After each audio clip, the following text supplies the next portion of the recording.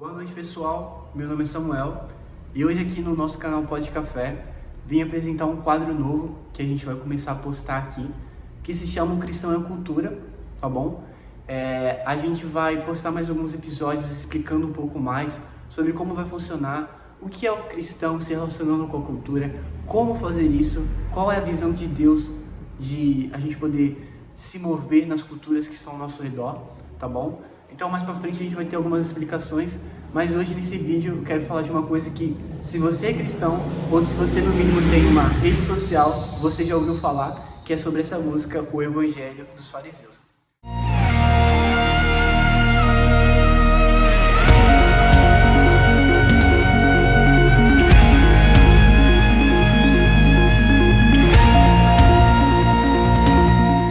Ela tem sido bombardeada nas redes sociais e dividido algumas opiniões, né? Algumas pessoas apoiam ela, outras pessoas criticam, outras pessoas tanto faz.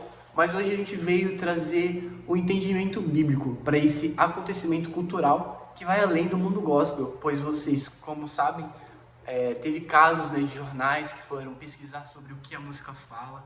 Então foi uma coisa bem cultural mesmo, saiu um pouco da nossa bolha gospel, mas ela fala diretamente com o público cristão. Então hoje a gente vai falar um pouquinho sobre isso, tá bom? Diferente de alguns outros vídeos de outras pessoas que estão aí falando na internet, o nosso foco aqui não é falar sobre a cantora, que, diga-se de passagem, canta muito. Também não é para falar sobre criticar a letra da música, até porque a gente não é escritor, né? Então o que a gente veio falar, o nosso local de fala aqui é como filhos de Deus, como participantes do corpo de Cristo, visando a cultura cristã. O que essa música representa para nós? A gente vê que durante a letra ela apresenta alguns pontos reais, alguns pontos fortes, como por exemplo a realização de eventos para nós mesmos, a realização de conferências. Ela vê ela falando sobre dízimos, ofertas. Você vê falando sobre não ajudar o próximo, né, como o caso da Ilha de Marajó. Você vê sobre não ajudar, né, o planeta, a questão da Amazônia, a questão do aquecimento global. Você vê várias críticas que são pontuais e assertivas onde ela fala, e que sim, são reais.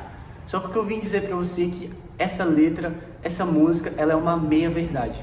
E o problema de uma meia-verdade é que ela pode se tornar uma meia-mentira. O que eu quero dizer para vocês? Tudo que ela falou são pontos reais. Só que, de acordo com a Bíblia, tá bom? De acordo com a Bíblia, não a nossa opinião, você não pode apenas apontar os erros, porque isso se chama julgamento e a gente só tem um juiz. A Bíblia nos ensina a exortar, e o significado da palavra exortar é mostrar o que está errado e mostrar o caminho certo. Então, se eu apenas olho para uma pessoa, uma situação e falo, isso está podre, isso está ruim, eu apenas estou julgando, eu apenas estou destruindo. Eu não estou exortando e trazendo esperança. O único problema dessa música, o único problema dessa letra é que falta uma vírgula. Porque se o evangelho é de boas notícias, ela só trouxe as más. Jesus e João Batista, qual é a pregação deles? Arrependam-se. Má notícia. Exortação. Mas a pregação não termina aí. Arrependam-se, porque é chegado o reino dos céus. Então veja, eles mostram, eles constrangem, eles apontam, mas não para por aí. Existe uma vírgula, existe um caminho, existe uma esperança, existe uma boa notícia. E isso tem faltado no nosso mundo cristão, isso tem faltado na nossa cultura. Não é só sobre essa letra, não é só sobre essa música, mas é sobre como a igreja tem se tratado. A gente tem batido no corpo de Cristo, batido. Uma geração contra a outra, um ministério contra outro. Quantas vezes você já não cansou de falar, você já cansou de ouvir pregações falando, não, o mal dessa geração é a falta de zelo, o mal da geração anterior é a falta de paixão, e vai um acusando o outro, e vai um apontando o erro do outro, e isso é destruição. Porque ninguém constrói nada, apenas querem derrubar aquilo que está sendo construído. Não constrói nada. Sabe, ali em Estevão, em Atos 7, todos os versículos que eu vou citar, pessoal, vou colocar na descrição. Lá em Atos, quando Estevão está pregando, ele compara a geração de Moisés, o povo no deserto, a geração que matou os profetas, a geração que matou João Batista, a geração que crucificou a Cristo e a geração que vai matar ele. E ele coloca todos no mesmo saco e ele fala: vocês são igual aos seus pais, homens incircuncisos de coração. Então o problema não é só a Ilha de Marajó, o problema não é só a conferência lotadas, o problema também não é só o tipo de vestimenta, o problema é muito mais profundo, o problema não é geracional, o problema é incircuncisos de coração. E enquanto eu for procurar erro, enquanto eu for querer destruir o outro, eu não vou entender que se nós, como em Joel diz, converter o coração de pais e filhos, de transformar o corpo em uma só unidade, não apontar o problema de um ou outro, mas querer construir algo junto, a gente não vai sair do mesmo lugar. Jesus, ele aponta, ele fala sobre uma parábola, que ele compara uma geração má e incrédula. A gente acha que esse versículo está falando sobre libertação, mas está falando sobre uma geração, aonde você expulsa um espírito maligno, deixa a casa vazia, ele vai, passeia e ele vê a casa vazia de novo. Então ele traz consigo mais 7. E Jesus chama isso de uma geração má. Ou seja, é uma geração que encontra algo ruim, expulsa e destrói, mas não constrói nada no lugar. Não constrói nada no lugar. Não tem esperança. Apenas quer destruir o outro ministério, apenas quer destruir o que as pessoas já têm feito. E a gente fica batendo no corpo da noiva. A gente fica batendo na noiva de Cristo, mas eu conheço o noivo e eu sei o que ele vai fazer. Às vezes eu entendo a dor dessa cantora, sabe? Eu entendo. Só que eu tenho que entender o aspecto da vingança de Deus. A Bíblia fala que ele vai vir e ele vai pisar os seus inimigos como uva no lagar. Ele vai manchar as suas vestes de sangue. Ele vai cobrar cada dente daquelas crianças de Marajó. Ele vai cobrar cada árvore cortada. Deus vai vingar a sua criação, vai vingar os seus filhos. Só que a Bíblia fala, se um homem, ele só espera Cristo para essa vida, ele é o mais maldito de todos. Então eu estou tentando me vingar, eu estou tentando construir uma sociedade agradável num mundo caótico, onde eu devia apenas construir, como Jesus fala, construir algo eterno. Não algo passageiro. Sim, as coisas vão piorar. Sim, as pessoas vão esfriar o seu amor. Mas por outro lado, Cristo dá esperança de que a igreja vai avançar, de que Cristo vai se revelar ao seu povo. A gente não pode construir algo com base na nossa dor e na nossa ira. Moisés descendo do monte, tendo a revelação dos 10 mandamentos, quando ele vê o povo com aquele bezerro de ouro, ele simplesmente destrói aquilo que ele tinha recebido de Deus, aquela revelação, aquilo que ele tinha acabado de ganhar de Deus. Quando ele se moveu pela sua ira, quando ele se moveu pelo seu ódio, ele destruiu aquilo que ele tinha acabado de receber de Deus. Então veja, uma letra dessa, você sente a dor. Você sabe que essa pessoa, essa escritora, ela sentiu a dor daquilo, mas toda vez quando eu quero fazer algo com base na minha dor, eu acabo destruindo. E veja, não tem problema você destruir algo. O problema é você não construir nada em cima disso.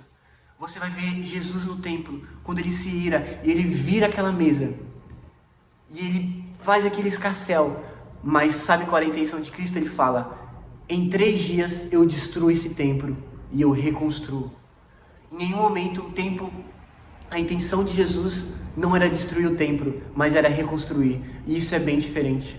Então, essa música para os nossos dias, ela pode representar muitas verdades, mas ela ainda precisa trazer esperança. A igreja brasileira ainda precisa trazer esperança para si. Os filhos de Deus ainda precisam trazer esperança para suas comunidades, para suas famílias. Não bata na noiva de Cristo. Não bata, Cristo não bateu. Os profetas não bateram.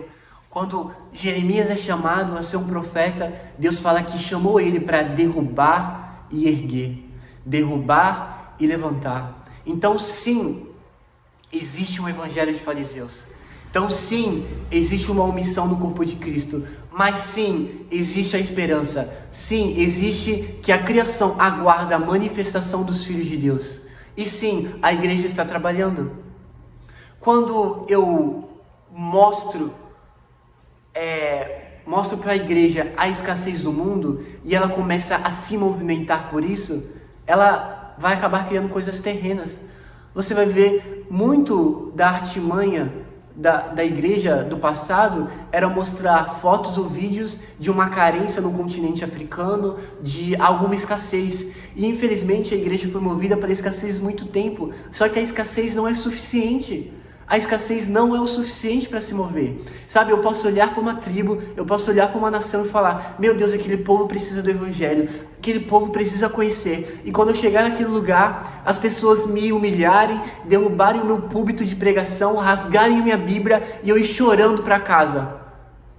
E a minha motivação acabou, porque eu estava ali movido pela escassez. Mas a motivação da igreja tem que ser eterna. O clamor da igreja tem que ser olhar para uma tribo, olhar para uma nação e falar: o nome de Deus não está lá, o nome de Deus não está no mais alto lugar, as pessoas não conhecem o nome de Deus naquele lugar, o Senhor não está manifestado naquele lugar. E independente da reação das pessoas ou não, eu vou continuar, eu vou construir, porque eu estou sendo movido por algo eterno, eu não estou batendo, eu estou construindo. E nós temos falhado nisso. Nós estamos destruindo e não construindo. Estamos trazendo más notícias e não boas.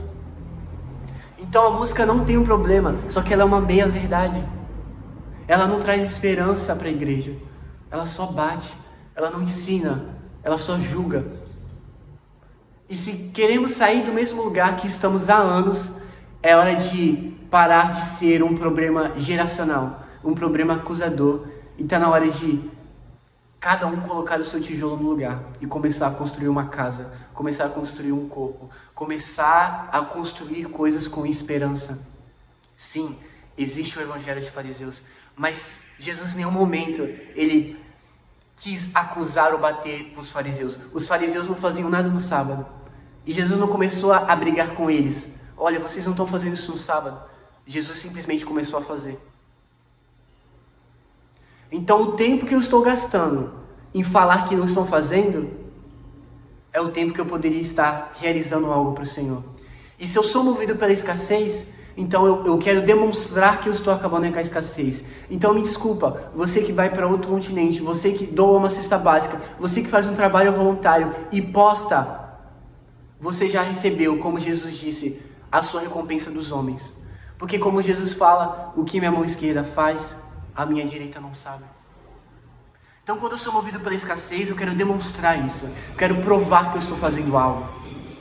E isso não gera obras. Isso não gera obras eternas. Isso, como Paulo diz, eu posso dar a minha vida pelo outro. Eu posso me doar. Eu posso ajudar os pobres, mas sem amor, nada valeria. E ele fala que o amor tudo suporta, não se engrandece. O amor não se mostra. Então toda vez quando eu quero acusar alguém, eu faço com que ela se mova e queira mostrar que ela não, eu não sou isso. Então o que pode acontecer? Pode começar pessoas indo, tentando resolver o problema de Marajó, tentando fazer as coisas darem certo, mas veja, você não pode ser movido pela escassez. Você tem que ser movido por algo eterno. Então essa música não resolve o problema fundamental da igreja, que é a motivação, que é o coração circuncidado. Então, em relação à cultura cristã, essa música ela continua sendo uma meia-verdade. Uma meia-verdade. E nós precisamos ter um entendimento completo, porque Jesus fala: eu sou a verdade. Ele é completo, ele é pleno, ele é um construtor. Não tem problema, ele quebra o vaso, mas ele não deixa de reconstruir.